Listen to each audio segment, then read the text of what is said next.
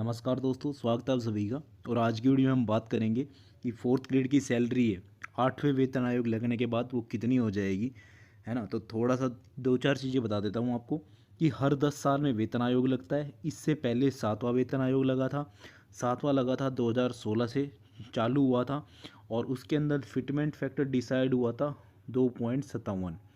उससे पहले छठा वेतन आयोग लगा था, है ना, और उसमें था 1.86 के लमसम था। तो वो उस टाइम महंगाई भत्ता क्या है उस हिसाब से डिपेंड करता है, मतलब कमेटी डिसाइड करती है और फिर फाइनल अप्रूवल मिलता है। तो अभी 8वें वेतन आयोग की स्थिति ये है। इसके लिए कमेटी का गठन हुआ नहीं है, बाकी इसकी घोषणा हो गई है। तो अब काम बचा है कि कमेटी का गठन होगा, उसकी रिपोर्ट आएगी और उसको फिर फाइनल अप्रूवल मिलेगा। और ये श्योर है क्योंकि 10 साल पूरे हो जाते हैं 2026 से, है ना। और 26 से तो खैर लागू नहीं हो पाएगा ये मान लो 27 से हो जाएगा और खूब लास्ट से लास्ट 28 से तो करना ही करना है। उस टाइम इलेक्शन वगैरह है, कई कई चीज़ें डिपेंड करेगी। तो अभी बात ये है, हम आपसे बात इसलिए कर रहे हैं क्योंकि फोर्थ ग्रेड में कोई भी लगता है ना तो वो लगेगा मान ले 2026 में, ठीक है। 2 साल मान लो जनवरी 26 में लग गया आदमी, ठीक है। और उसके बाद उसका 2 साल का प्रोबेशन होगा जनवरी 28 में पूरा, और फिक्सेशन होता है फरवरी में। तो उसको जो वेतन मिलेगा वो 8वें वेतन आयोग के हिसाब से ही मिलेगा, क्योंकि तब तक 8वां वेतन आयोग लग चुका होगा। अब इसमें डिपेंड ये कि फिटमेंट फैक्टर क्या रहेगा, इसकी बात चल रही है 2.46 की। अब ये क्या होता है, देखो जो सैलरी बनती है ना वो आपकी बेसिक पे, उसके अंडर मल्टीप्लाई, मान लो 100 रुपये बेसिक पे है और 58% महंगाई भत्ता है तो 58 रुपये महंगाई भत्ते के, 10 रुपये हो गए आपके HRA के। तो ये आपकी सैलरी हो गई 168 रुपये, ठीक है। और जो फिटमेंट फैक्टर होता है वो क्या होता है, वो सीधा बेसिक पे से मल्टीप्लाई होता है और महंगाई भत्ता जीरो हो जाता है। यानी कि 2.46 की से 100 से मल्टीप्लाई होगा तो सैलरी कितनी हो जाएगी 246, महंगाई भत्ता जीरो।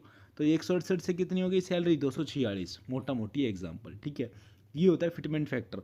अब इस पर सारा खेल डिपेंड करेगा, ये ज़्यादा है तो ज़्यादा बढ़ेगी, ये कम रहेगा तो कम बढ़ेगी, इसकी बात चल रही है। तो इसके हिसाब से आपकी सैलरी क्या होगी उसकी बात हम करेंगे, ठीक है। तो प्रोबेशन के दौरान आपको पता है कि L1 में आता है फोर्थ ग्रेड का एम्प्लॉय और उसको 12,400 रुपये मिलते हैं, ये रहे। अब ये भी ऐसे ही चेंज हो जाएगा, जो फिक्स पारिश्रमिक मिलता है ना, ये भी 2.46 के हिसाब से आप देख सकते हो। ये मैंने कैलकुलेशन बता दी आपको, उतनी ही कटौतियाँ हो जाएंगी। हाँ, कटौतियों का ऐसा है, मान लो 700 की 800 हो जाए, ये 265 का 400 हो जाए, वो थोड़ी बहुत स्लैब वो, क्योंकि वो तो वो भी बढ़ेगी उसके हिसाब से, है ना। तो ये थोड़ी बहुत कटौतियाँ बढ़ जाएगी, 500 700, ज़्यादा से ज़्यादा और कुछ नहीं होना है। तो ये आपका लगभग 29,539 का रेशियो बन रहा है, ये आपको मिलेंगे। ये तो प्रोबेशन के टाइम है, जब प्रोबेशन के टाइम तो बहुत कम मिलता है, माइन्यूट मिलता है एकदम। एक्चुअल पेमेंट तो प्रोबेशन के बाद स्टार्ट होती है, तो वो आपको मैं बता देता हूँ आपको। देखो चलो अब प्रोबेशन के बाद आ जाओ। ये आपकी 7th पे मैट्रिक्स की टेबल है, ऐसे ही एक 8th पे मैट्रिक्स की टेबल आएगी पूरी चेंज होके। ये क्या होती है, ये आपका बेसिक पे डिसाइड कर दिए पहले साल 17,700 L1 में, सेकेंड ईयर 18,200 L2 में, सॉरी L1 में, फिर 700, फिर ये हर 3% का रूल है। तो ये इंक्रीमेंट मिलता ही है आदमी को। तो ये 17,700 अब है, इसके ऊपर महंगाई भत्ता लगता है, HRA लगता है। अब फिटमेंट फैक्टर 2.46 के बाद ये क्या हो जाएगा, यहाँ आ जाओ, सीधी कैलकुलेशन दिखा देते हैं आपको। ये लीजिए आप 17,700, इसके मल्टीप्लाई हमने कर दिया, फिटमेंट फैक्टर 2.46, ये तो बेसिक पे हो गई। अब इस बेसिक पे में मैंने मल्टीप्लाई कर दिया महंगाई भत्ता 3% मान लिया, क्योंकि उसके 6 महीने बाद ही महंगाई भत्ता चालू हो जाएगा, ठीक है। तो ये महंगाई भत्ता मान लिया, माइनॉरिटी माना है, इसको नहीं भी मानो तो भी कोई दिक्कत नहीं है, क्योंकि 1,300 रुपये बन रहा है इससे। और ये आपका हो गया HRA, ये हो सकता है 9% रेट हो, मैंने 10 मानी है, और ये डिडक्शन हो गए। तो ये आपकी जो सैलरी बनती है ना दोस्तों नेट काट पीट के, वो है 46,687 रुपये, ठीक है। और उसके बाद जैसे ही एक इंक्रीमेंट लगेगा और जैसे ही और महंगाई भत्ता बढ़ेगा, ये सैलरी लगभग 50 के आसपास चल जाएगी, ठीक है। और 50,000 पर मंथ के हिसाब से आपकी सालाना सैलरी बनेगी 6 लाख रुपए। अब देख लो आप किसका प्लेसमेंट हो रहा है, इंजीनियरिंग के बाद 6 लाख प्लेसमेंट नॉर्मल, इसमें बहुत मुश्किल है आज के ज़माने में, 20-25 हज़ार रुपये मंथली मिलते हैं, है ना।